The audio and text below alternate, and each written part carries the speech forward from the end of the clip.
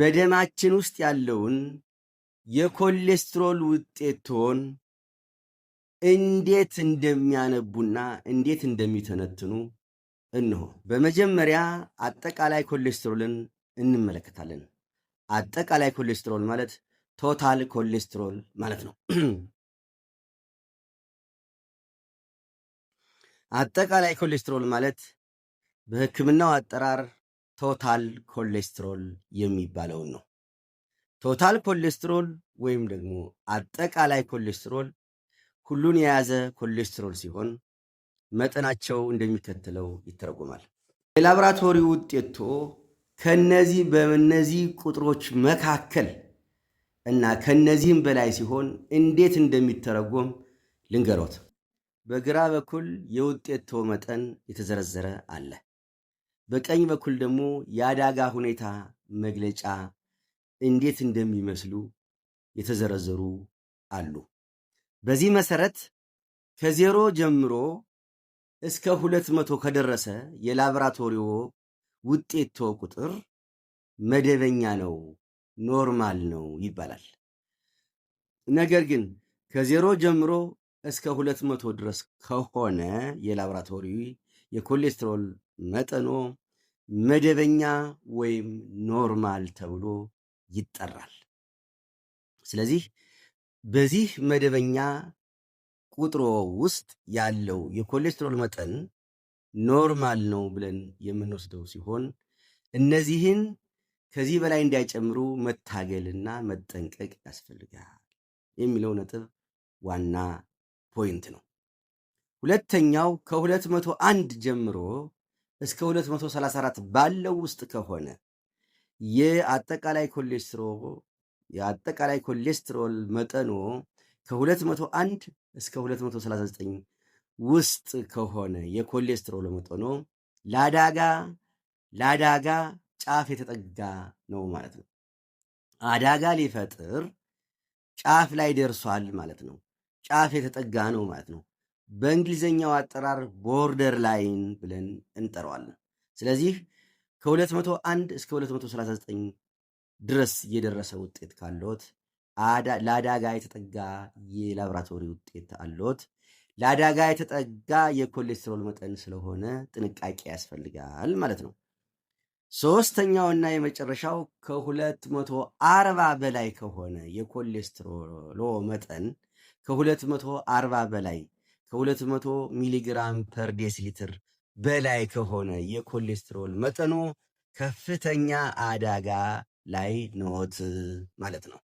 240 ከሆነ 241 ከሆነ 242 ከሆነ 250 ከሆነ 260 ከሆነ 270 ከሆነ 280 200 300 እና ከዚያ በላይ ከሆነ ከ240 በላይ ከሆነ የኮሌስትሮል መጠን ከፍተኛ አደጋ ላይ ነዎት፣ ሃይ ሪስክ ላይ ነዎት ተብሎ በዚህ ይተረጎማል። ይሄ እንዴት መሆንና እንዴት ሆኖ መውረድ አለበት፣ እንዴት ሆኖ መቀነስ አለበት የሚለውን ባለፈው ቪዲዮ የተሰሩ ስራዎች አሉ። እነዚያን ማየት እንደምትችሉ እጋብዛለሁ።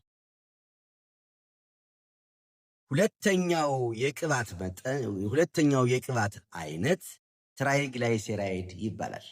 አማርኛ ትርጉም የለውም። ስለዚህ ዝም ብሎ በአማርኛ ጽፈነዋል። የእንግሊዝኛ ትርጉም ትራይግላይሴራይድ ነው። ትራይግላይሴራይድ የሚባለው ቅባት በሰውነታችን ውስጥ በደማችን ውስጥ ፍሪሊ የሚንቀሳቀስ እና ለኃይል ምንጭ የሚጠቅመን የቅባት አይነት ሲሆን የምናገኘውም ከዕለት ወደ የምናገኘውም ከምንመገበው ምግብና ከጉበት የሚመረት ነው። ስለዚህ ይሄ ውጤት ከዜሮ ጀምሮ እስከ 50 ሚሊግራም በዴሲሊትር ከሆነ መደበኛ ነው፣ ኖርማል ነው። የትራይግላይሰራይድ መጠኖ መደበኛ ቁጥር ላይ ነው፣ ኖርማል ነው፣ ጤናማ ነው ተብሎ ይወሰዳል። ከ151 እስከ 199 ከሆነ ደግሞ የትራይግላይሰራይድ መጠኖ ለአደጋ ጫፍ የተጠጋ ነው፣ ቦርደር ላይን ሪስክ ነው ተብሎ ይወሰዳል። የላብራቶሪ ውጤቶ የትራይግላይሰራይድ መጠኑ ከ200 እስከ 499 ድረስ ከሆነ ቁጥሮ የላብራቶሪ ውጤቶ ከፍተኛ አደጋ ሃይ ሪስክ ተብሎ ይወሰዳል። ሃይ ሪስክ ተብሎ ይወሰዳል። ስለዚህ ሃይ ሪስክ ግሩፕ ኖት እዚህ መደብ ውስጥ ከገባ ቁጥሮ ከፍተኛ አደጋ ላይ ኖት ማለት ነው። ከ500 በላይ ከሆነ ደግሞ ከ500 ሚሊግራም በዴሲሊትር በላይ ከሆነ በጣም ከፍተኛ አደጋ ውስጥ ኖት። አሁኑኑ ከፍተኛ የሕክምና ምክርና አገልግሎት ያስፈልገውታል። ጥንቃቄ እጅግ በጣም ከፍተኛ ጥንቃቄ ያስፈልገውታል ማለት ነው። የልቦ አደጋ አሁኑኑ ችግር ይገጥመዋል እንደ ማለት ነው። ትንሽ ቆይቶ ችግር ይገጥመዋል እንደ ማለት ነው። እርምጃ ያስፈልገዋል ማለት ነው። ያላሰለሰ እርምጃ መውሰድ ተገቢ ነው ማለት ነው። ሌላው ጥሩ ኮሌስትሮል የሚባለው ወይም ደግሞ ኤችዲኤል የሚባለው የኮሌስትሮል መጠንን ከልብ ወደ እያወጣ ከደም ስሮች እያወጣ ወደ ጉበት የሚመልስና ከጉበት ደግሞ እየተሰባበረ በሐሞት ከረጢት አልፎ ወደ አንጀት አልፎ በሰገራ አማካኝነት የሚያስወጣ ጥሩ ኮሌስትሮል የሚባለው ነው። ዘበኛችን ነው፣ ጠባቂያችን እንደማለት ነው። ስለዚህ የዚህ ውጤት ደግሞ ሲጨምር ነው ቆንጆ የሚባለው፣ ጥሩ የሚባለው። ስለዚህ ከ60 በላይ ከሆነ የጥሩ ኮሌስትሮል መጠኖ በደማችን ውስጥ የጥሩ ኮሌስትሮል መጠናችን ከ60 በላይ ከሆነ መደበኛ ነው፣ ኖርማል ነው ብለን እንወስደዋለን። ከ40 እስከ 59 ከሆነ ደግሞ አደጋ ጫፍ ላይ ደርሷል፣ ቦርደር ላይን ነው ብለን የምንወስደው ሲሆን ከ40 በታች ደግሞ ከፍተኛ አደጋ ነው። በእርግጥ የኢትዮጵያውያን እስካሁን በተግባር ካየኋቸው የኢትዮጵያውያን የኤችዲኤል መጠን ዝቅተኛ ነው። የዓለም ሕዝብ የኤችዲኤል መጠኑም ዝቅተኛ ነው። ደግሞ የኢትዮጵያውያን ደግሞ ዝቅተኛ ነው።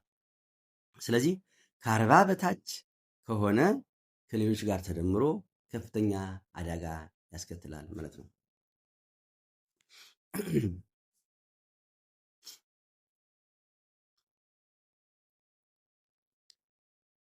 ሌላው መጥፎ ኮሌስትሮል ባድ ኮሌስትሮል ኤልዲኤል የሚባለው ነው። በሕክምናው አጠራር ኤልዲኤል ይባላል። በአማርኛ መጥፎ ኮሌስትሮል ተብሎ ተሰጥቷል።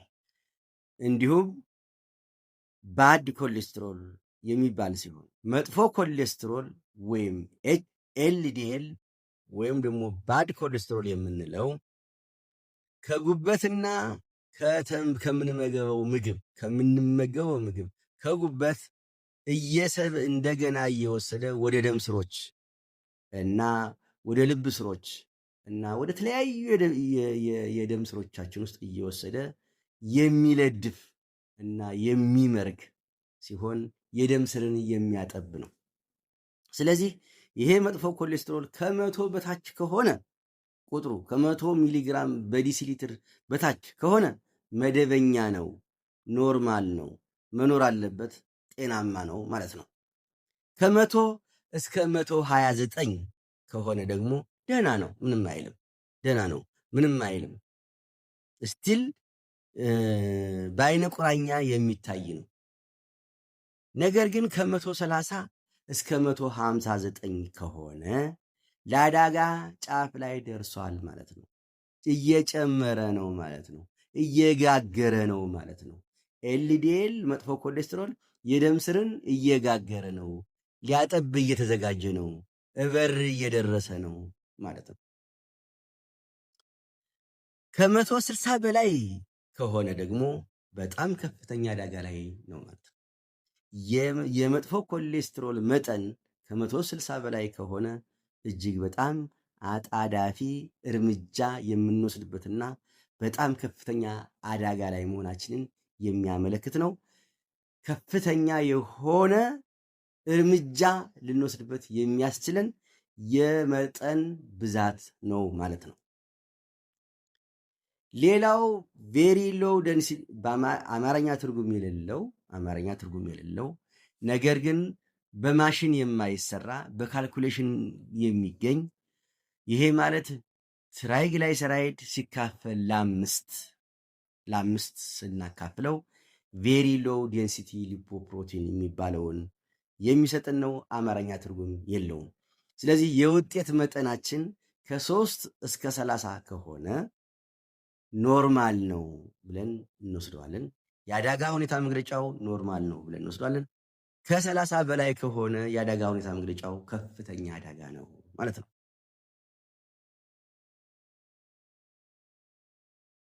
ይቅርታ።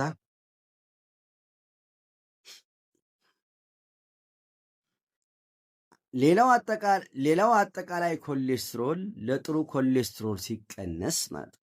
ሌላው አጠቃላይ ኮሌስትሮል ለጥሩ ኮሌስትሮል ሲካፈል የውጤት መጠናችን በሬሽዮ የምንገልጸው ሲሆን ከ3.5 በታች ከሆነ ዝቅተኛ አደጋ ነው። ከ3.5 እስከ 5 ከሆነ ለአደጋ ጫፍ የደረሰ የአደጋ ሁኔታ መግለጫ ሲሆን ከ5 በላይ ከሆነ ግን በጣም ከፍተኛ አደጋ ነው ብለን እንወስደዋለን። ሌላው ትራይግላይሰራይድን ለጥሩ ኮሌስትሮል ስናካፍለው የምናገኘው ሬሽዮ የውጤት መጠን ከ2 በታች ከሆነ የአደጋ ሁኔታ መግለጫው በጣም ዝቅተኛ አደጋ ነው ያለው፣ ችግር የለውም፣ ኖርማል ነው ማለት ነው። ነገር ግን ከ3 በላይ እስከ 4 ድረስ ከሆነ ከፍተኛ አደጋ እየመጣ ነው፣ የአደጋ ሁኔታ መግለጫው ከፍተኛ አደጋ ደረጃ ላይ እየደረሰ ነው እና እርምጃዎቹም ጥንቃቄዎቹም ያስፈልጉታል የሚል ሲሆን ከ5 በላይ ከሆነ ደግሞ በጣም ከፍተኛ ነው። ይሄ ሬሾ ከ5 በላይ ከሆነ በጣም ከፍተኛ ነው። የትራይግላይሰራይድ መጠን ለኤችዲኤል ስናገኝ አካፍለን የምናገኘው ሬሾ ከ5 በላይ ከሆነ በጣም ከፍተኛ አደጋ ላይ የሚጥለን የውጤት መጠን ነው ማለት ነው። ሌላው ሲተነተን የምናገኘው ውጤት መጥፎ ኮሌስትሮልን ለጥሩ ኮሌስትሮል እናካፍለዋለን።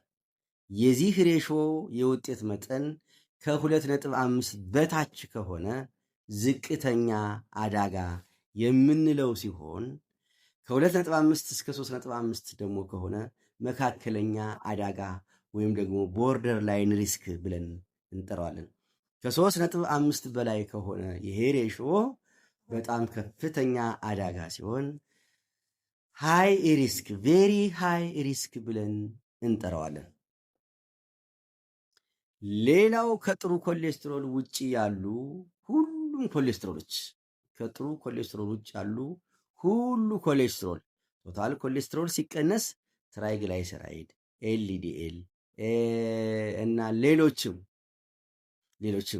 ሲቀነሱ የምናገኘው ሬሾ ከ130 በታች ከሆነ የአደጋ ሁኔታ መግለጫው ዝቅተኛ አደጋ ብለን እንወስዳለን።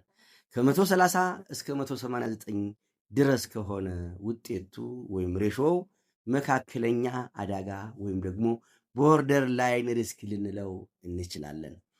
ነገር ግን ከ190 እስከ 219 ድረስ ከሆነ የሬሾው መጠን የአደጋ ሁኔታ መግለጫው ከፍተኛ አደጋ ብለን የምንጠራው ሲሆን ከ220 በላይ ከሆነ ደግሞ በጣም ከፍተኛ አደጋ ብለን የምንጠራው መጠን ነው ማለት ነው፣ ሬሾ ነው ማለት ነው። ስለዚህ እነዚህ ከሌሎቹ ጋር ተደራድረው